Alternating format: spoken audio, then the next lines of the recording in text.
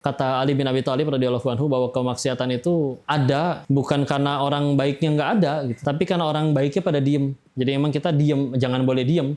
Harus banyak mengingatkan, banyak menasehati. Karena sekali lagi itu salah satu tugas kita sebagai seorang muslim ya. Jadi kalau misalkan sesuatu yang udah jelas-jelas dosa, satu pilihannya satu dosa, meninggalkan dosa, satu lagi dosa gitu. Maka itu mah udah nggak usah istikharah sebetulnya. Jadi pilihannya misalkan nih, berhenti pacaran atau pacaran, itu mah nggak usah istikharah. Yang takut dengan tangan dipotong adalah orang yang bakal nyuri.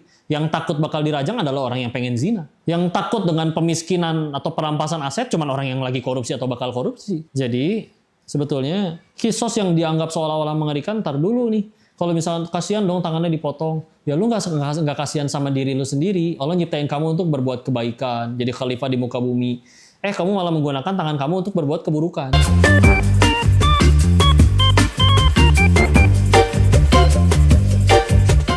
Tidak apa-apa sebagai seorang ojek online mendapatkan pesanan berupa makanan B2 dan mengantarkannya. Wah, ini satu sedikit banyaknya itu di luar pilihan dia ya, di luar kuasa dia. Walaupun kalau misalkan dia ternyata dapat pesanannya ini yang dipesan makanan ya, kue tiaw babi gitu. Terus kan bisa nge-cancel sendiri kan sebetulnya ya. Ya kalau pengen nge-cancel tentu itu keutamaan di sisi Allah. Tapi toh kalau misalkan ternyata dia mesennya babi, dan yang mesen emang ternyata orang non-muslim yang emang dia makan babi gitu. Dan kecuali kalau misalnya dia benar-benar tahu juga bahwa misalkan ini yang dipesan babi, yang mesen orang Islam nih, ini ngaco, nggak boleh. Ini ternyata ya namanya misalkan nama Tiongkok gitu ya. Udah gitu mesennya mesen babi, dari mukanya kelihatannya bukan orang Islam. Ya udah, saya cuma tugas nganterin ya, karena mereka kan bagi mereka makan babi tidak apa-apa. Tapi kalau misalnya kita mau memilih untuk supaya menjaga, akhirnya di-cancel sendiri walaupun mengurangi penilaian dan macam-macam, tentu itu keutamaan yang besar di sisi Allah. Tapi sekali lagi, kalau misalkan itu di luar pilihan dia, dan apalagi ini bukan sesuatu yang masuk ke dalam zatnya ya, walaupun nanti kan sesuatu jadi haram itu ada yang dari zatnya atau dari cara mendapatkannya. Maka sih memang yang paling baiknya adalah supaya ya sudah kalau bisa cancel aja. Tapi kalau misalnya kita tahu yang mesennya juga non-muslim, udah gitu emang dia memang makannya babi ya, menurut mereka babi ya gimana-gimana ya menurut merekanya. Kita cuma nganterin doang. Maka kalau misalnya masih ada ulama yang berpendapat boleh sih kayaknya masuk akal sih. Jadi ya gitu mungkin dulu jawabannya ya. Yang paling baik adalah kalau bisa cancel. Wallahu a'lam bishawab. Apakah saya ikut menanggung dosa adik ipar yang berzina di dalam rumah? Bagaimana dengan anggota keluarga yang ikut mendukung perzinahan itu? Apakah mereka juga ikut nanggung dosa?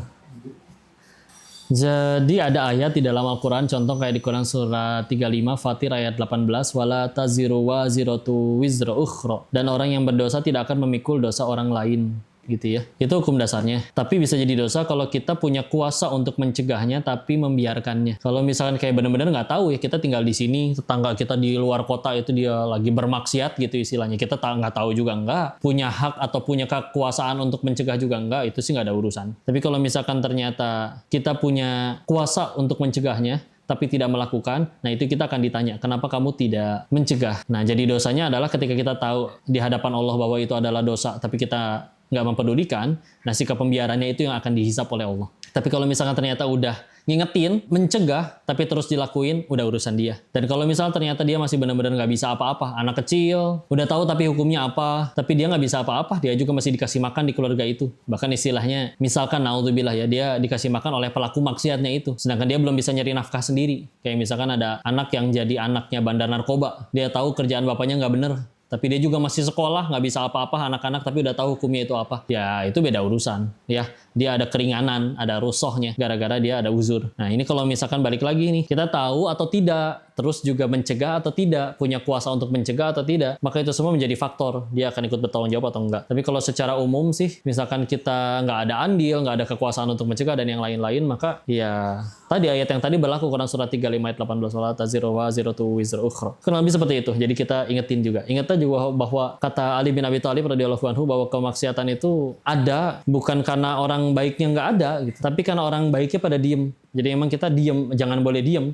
Harus banyak mengingatkan, banyak menasehati. Karena sekali lagi itu salah satu tugas kita sebagai seorang muslim ya, untuk menasehati. Dan Islam itu nggak nyuruh kita jadi baik sendirian, tapi juga Islam itu ngajakin orang juga untuk ikut jadi baik. Maka wajar aja kalau pasti ada yang nggak suka diajakin berbuat baik ya.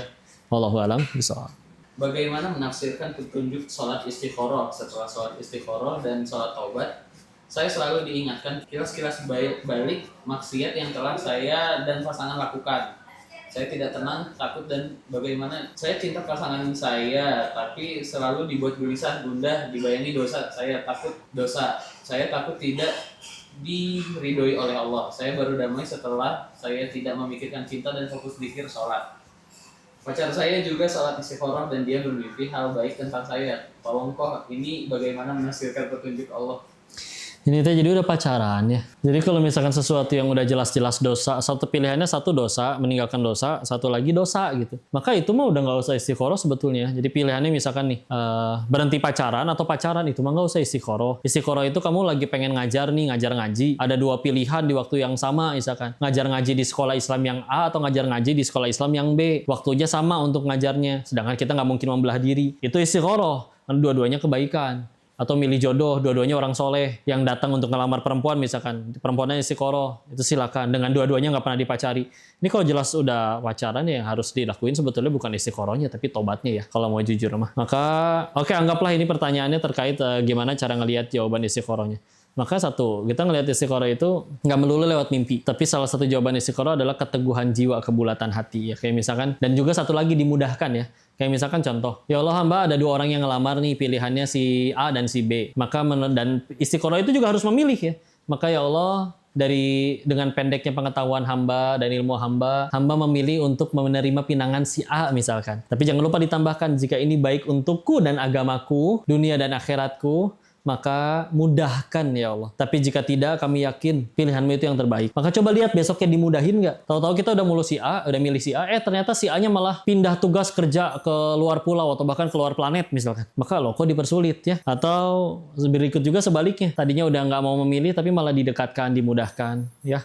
Jadi mesti lempeng lurus di dalam ketaatan kepada Allah. Karena kalau misalkan kita nggak sambil taat sama Allah, kita jadi bingung ini tuh petunjuk atau bukan. Kayak contoh, kita kerja benar-benar lurus, nggak bikin dosa. Tahu-tahu difitnah, akhirnya dipecat. Sederhana, oh pasti Allah pengen ngasih tempat kerja yang lebih baik. Kita nggak bikin dosa apa-apa kok, tahu-tahu dipecat. Tapi kalau misalnya kita sambil korupsi, tahu-tahu dipecat, kita bingung nih, ini Allah pengen ngasih saya tempat kerjaan yang lebih baik, atau ini saya dipecat untuk gugurin dosa saya gara-gara saya udah nyolong duit perusahaan. Bingung kan? Makanya istiqoroh itu juga akan jadi efektif, efisien, kalau kitanya juga taat, takwa sama Allah. Jadi jangan ini mah udah mau pilihannya satu terusin pacaran atau berhenti pacaran. Itu mah udah nggak usah istiqoroh, udah tegasin aja udah berhenti. Tapi sayang kok, ya sayang gara-gara kalian udah ngelakuin hal yang offset duluan. Dan kalau memang jodoh, nanti juga balik lagi dengan keadaan dua-duanya udah takwa. Udah, bismillah putusin. Dua-duanya ningkatin takwa. Ternyata ntar balik lagi setelah masing-masing udah sama-sama hijrah bertahun-tahun. Ternyata sama-sama masih belum ada jodohnya. Ketemu lagi yang satu udah jadi ustadz, yang satu udah jadi qori'nya misalkan, qori'ahnya. Ternyata dalam nama takwa, udah gitu nggak pacaran lagi. Dia ta'aruf, akhirnya ijab kabul, udah halal. Udah enak kayak begitu. Kalau emang jodoh ya. Jadi hati-hati jangan waswas syaiton ya, jangan mentang-mentang. Ya udah yuk kita udah pacaran istiqoroh dulu, yang penting tiap hari sholat tobat. Nggak bisa kalau sambil maksiat ya, jangan seperti itu. Wallahu a'lam bishawab. Saya usaha kios handphone. Ada pihak yang ngajak kerjasama dari pay letter. Terus ada yang beli HP cash ke kita tapi yang bayarin pay letternya. Terus konsumennya kredit ke pay letter. Itu hukumnya gimana? Baiknya jangan ya. Karena ya nggak cuma pay letter ya, apapun yang riba ya sebetulnya ya. Karena kita kan bisnis itu ngarepnya keberkahan, nggak sekedar ngarep banyak. Kalau sekedar ngarep banyak mah kita kalah kaya sama para koruptor atau para bandar judi ya. Tapi kan kita harap adalah keberkahannya. Maka ya gimana bisa berkah kalau misalnya tidak diberkahi oleh Allah. Jadi jangan ngelakuin, udah tolak aja. Karena kenapa? Secara fikih itu dia gagal akadnya. Satu penjual, satu pay letter, satu pembeli nih. Si pembeli, si yang punya handphonenya dikasih ke si pembeli. Tapi si pembelinya bayarnya nggak sih ke penjual, bayarnya malah ke pay letter. Itu gimana jadinya akadnya? Ada gagal di situ akadnya. Kalau yang masih pengen diizinkan, dibolehkan, ya udah kita emang ini handphone saya nih. Pembeli jujur, Pak saya suka handphonenya, tapi nggak bisa kalau bayar cash, boleh nggak dicicil? Ya udah kalau mau dicicil silakan nih, segini biayanya kalau dicicil. Handphonenya handphone kita, udah gitu akadnya kita nyesuaiin dengan dia, tanpa ada riba, nggak dibungain gitu ya. Kalau kayak gitu masih boleh. Kalau tadi kan dia ada nyelip di tengah-tengah gitu. Barangnya diambil sama si pembeli gitu.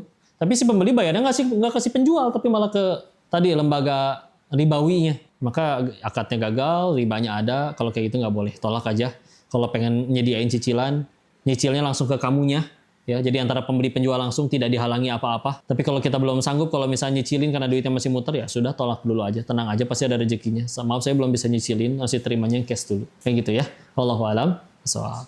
Sebenarnya hukum HAM masuk atau tidak ke negeri Arab yang masih menerapkan hukum kisos? Karena kan di Indonesia juga ada hukum kisos. Indonesia nggak ada hukum kisos. Di Indonesia nggak ada hukum kisos. Jadi gini ya, satu hal yang masih kita ketahui dulu, yakini dulu bahwa yang paling adil dan paling tahu tentang kita adalah Allah. Maka peraturan mana yang paling tepat untuk manusia adalah peraturan Allah. Kisos salah satu dari aturan Allah. Kenapa nggak ikut aturan manusia? Aturan manusia itu satu bisa salah dan dua bisa berbuat kecenderungan. Jadi dia bisa punya potensi bikin aturan yang nguntungin segelintir. Nggak bisa sepenuhnya adil. Kok, tapi itu kasihan dong, ada orang tangannya dipotong. Kata siapa pasti dipotong? Ada peluang kok nggak ada yang perlu dipotong? Ada peluang nggak ada satupun tangan yang terpotong di muka bumi. Kapan? Ketika nggak ada satupun yang nyuri. Kapan bakal ada yang dipotong? Nyuri. Dia punya pilihan nggak untuk nggak nyuri? Punya. Kenapa nyuri? Bahkan ini pernah ditanyakan kepada ayahnya Ustadz Felix. Ustadz Felix nanya kepada ayahnya yang jelas nasi non-muslim. Kalau di Indonesia ada hukum kisos yang nyuri dipotong, papi takut nggak? Jawaban ayahnya yang non-muslim apa? Nggak takut. Kenapa nggak takut? Ya papi nggak akan nyuri, jadi tangan papi nggak akan dipotong. Apa yang menyebabkan tangan papi dipotong? Yang takut dengan hukum kisos adalah calon pelaku-pelakunya itu. Yang takut dengan tangan dipotong adalah orang yang bakal nyuri. Yang takut bakal dirajang adalah orang yang pengen zina. Yang takut dengan pemiskinan atau perampasan aset cuma orang yang lagi korupsi atau bakal korupsi. Jadi sebetulnya kisos yang dianggap seolah-olah mengerikan, ntar dulu nih. Kalau misalnya kasihan dong tangannya dipotong, ya lu nggak kasihan sama diri lu sendiri. Allah nyiptain kamu untuk berbuat kebaikan, jadi khalifah di muka bumi. Kamu malah menggunakan tangan kamu untuk berbuat keburukan. Padahal udah diingetin kalau berbuat keburukan, yang rugi bukan Allahnya tapi kamunya. Dengan akhirnya kamu nggak punya tangan, kamu nggak bisa nyuri, jadi berkurang loh dosa lewat tangannya. Bisa jadi kamu lebih selamat ke surganya Allah gara-gara nggak punya dosa lewat tangan itu. Bisa jadi orang yang nggak punya tangan lebih terjamin surganya daripada yang punya tangan tapi nyuri. Akan ada harinya yang nggak punya tangan malah bersyukur, alhamdulillah saya yang nggak punya tangan jadi boro-boro nggak bisa nyuri, nggak bisa jahil, nggak bisa gimana tangannya bikin dosa. Maka malah jadi terselamatkan. Cuman kalau kita masih pikirannya tentang aku pengen hidup seenak aku, sepuas aku. Tapi gimana caranya biar supaya misalkan aku ngelanggar peraturan nggak dihukum? Punten ya, bisa jadi pertanyaan ini muncul dari pikiran-pikiran yang kayak begitu gitu. Tangan kita juga punya Allah. Nggak usah kita nyuri dulu terus dipotong. Orang jelas-jelas lagi adem ayem tahu-tahu tangannya putus misalkan ya, ketabrak atau gimana juga ada. Terserah Allah. Kecelakaan kerja tangannya jadi harus putus. Padahal dia orang baik soleh. Karena punya Allah jadi kapanpun Allah pengen ambil terserah. Dan kalau misalkan kasihan tangannya dipotong nggak layak dipotong, tar dulu dari sudut pandang ngelihat ke Allahnya kalau mau jujur, kita diberi tangan untuk berbuat baik, untuk nolong orang, kita malah ngebuatnya untuk keburukan. Ya itu tangan ngapain ada kalau mau jujur gitu ya. Karena mesti mikirnya kayak gitu. Kita punya mata tuh fungsinya untuk apa? Ngelihat, salah. Punya mata fungsinya adalah untuk melihat yang baik. Kalau sekedar melihat, kambing juga ngelihat. Sekedar ngelihat ya orang berbuat yang buruk-buruk juga. Itu juga namanya ngelihat, tapi yang dilihat kan ada yang Allah nggak ridho dengan yang dia lihat atau enggak. Jadi sebetulnya hukum aturan dari Allah yang salah satunya di dalamnya ada kisos, justru itu yang paling sesuai untuk manusia sebetulnya, hak asasi manusia. Cuman repotnya kalau emang manusianya nggak beriman kepada Allah, nggak yakin bahwa hukum dari Allah ini yang terbaik untuk manusia, terus ngerasa so pinter bahwa punya hukum atau bisa bikin hukum yang ngerasanya lebih baik daripada hukum ciptaan Allah. Wah ini yang repot. Wallahu a'lam bishawab. Mudah-mudahan bisa menjawab pertanyaannya. Kalau janda nikah tapi anaknya nggak setuju gimana? Sholat istikharahnya jawabannya iya, tapi anak belum setuju. Tapi daripada dosa, saya memilih nikah siri. Itu bagaimana?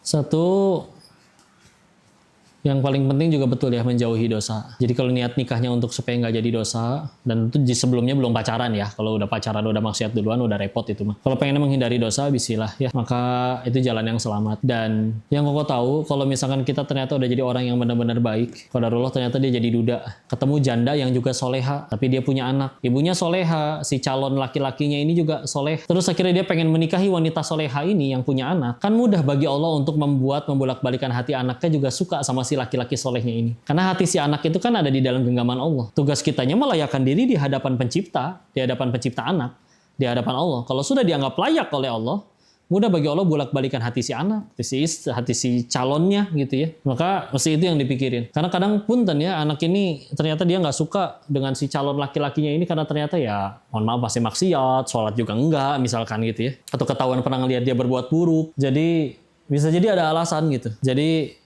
yang paling penting tadi ya, silakan semuanya berpikir untuk gimana caranya jauh dari dosa. Terus jangan sibuk gimana kalau misalkan nanti dia nggak gitu, anak nggak belum setuju dan segala macam. Lebih sibuk mikirin layakan diri di hadapan Allah aja. Karena kalau sudah dianggap Allah, mudah bagi Allah untuk bolak-balikan hati orang yang berurusan sama kita. Jadi itu yang masih kudu lebih dilakuin. Yang perempuan nikatin takwa, yang ini juga yang laki-laki nikatin takwa, nanti mudah bagi Allah membolak-balikan dan memudahkan urusannya.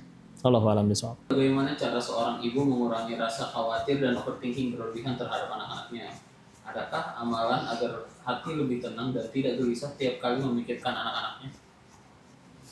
Anak-anak itu ciptaan Allah, yang genggam Allah. Maka tugas orang tua adalah juga melayakan diri balik lagi di hadapan pencipta anak-anak. Jadi nggak bisa kita ngarep anak-anak soleh, orang tuanya nggak berusaha soleh-soleha dulu. Layakan diri kita dulu. Di Quran surat 18 Al-Kahfi di ayat 60-82-nya, itu kan Nabi Musa berpetualang sama Nabi Khidir. Ada salah satu tindakan yang diprotes kan, mereka masuk ke suatu kota, Nabi Musa komplain, nih kita minta dijamu di sini tapi nggak ada yang menjamu. Ketika pengen ninggalin kotanya, ada rumah 2 anak yatim mau roboh, tapi malah dibangun ulang oleh Nabi Musa sama Nabi Khidir, direnov. Ditanya oleh Nabi Musa, kebaikan kamu ini harusnya membuat kamu layak dijamu, tapi kita nggak ada yang satupun menjamu, ngapain kita berbuat baik kayak gini, kurang lebih kayak gitu ya. Maka dijawab, ini di ayat 82-nya, ini adalah kehendak Tuhanmu, dan dijelaskan wa kana abuhuma sholiha. Ayahnya soleh. Bahkan kalau di tafsir Al-Azharnya Buya Hamka dituliskannya orang tuanya soleh. Tidak disebutkan anaknya juga soleh, tapi hanya orang tuanya yang soleh. Bahkan ada tafsir yang menyebutkan bahwa yang soleh itu bukan ayahnya, tapi ayahnya punya ayah, terus sampai 7 turunan. Jadi kalau ada yang suka bercanda kayak 7 turunan tuh bisa jadi dari tafsir ayat itu. Dan lihat, kita kalau bangun rumah, yang bangun siapa? Tukang. 2 anak yatim ini, rumahnya mau roboh, Allah utus 2 orang nabi untuk jadi tukangnya. Karena apa? Karena satu alasan, orang tuanya soleh. Apa andil kita buat anak kita sih? Apa kita yang bikin tangan dan kakinya? Enggak. Bahkan alisnya juga nggak bisa. Jangankan bikin anak, gambar anak aja kita jelek banget, petot-petot. Maka tenang tuh, anak kita itu punya Allah. Tugas kita melayakan diri di hadapan pencipta anak. Kalau sudah dianggap layak, yuk bismillah. Ternyata kita meninggal duluan, anak masih kecil, Allah atur nih gini, kayak gini, anaknya masih kecil, ditinggal orang tua wafat. Tapi rumahnya mau roboh, Allah utus 2 orang nabi. Di saat orang lain punya ayah, punya anak, punya orang tua, pengen ngebangun rumah susah, nggak ada yang mau ngebangun, biaya misalkan juga nggak ada. Tapi ini dibangun oleh 2 orang nabi, karena satu hal saja, orang tuanya solih. Allah sudah ridho dengan orang tuanya, Allah juga akan menjaga anak-anaknya. Ya tugas orang tua melayakan diri kita di hadapan pencipta anak.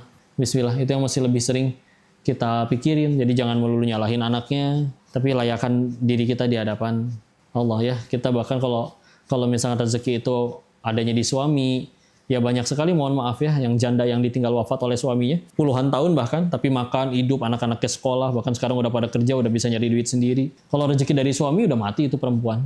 Tapi karena rezeki dari pencipta suami, ya bismillah. Suami udah wafat pun, gimana caranya ini nafkahin anak 3, 4, tahu-tahu ada jalannya.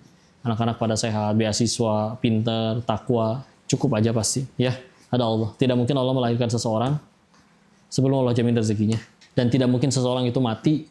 Saya, bapak, ibu, semua yang nonton dilarang mati sebelum semua rezeki yang Allah janjikan harus jadi milik kita. Kalau belum kita terima semua, nggak boleh mati. Jadi tenang aja ya, layakan diri kita di hadapan pencipta anak. Wallahu a'lam bishawab. Mudah-mudahan bermanfaat episode kali ini. Kalau ada yang pengen ditanyain atau diobrolin atau ketemu, yuk kita diskusi tentang Islam. Teman-teman yang pada pengen mualaf, silakan ya.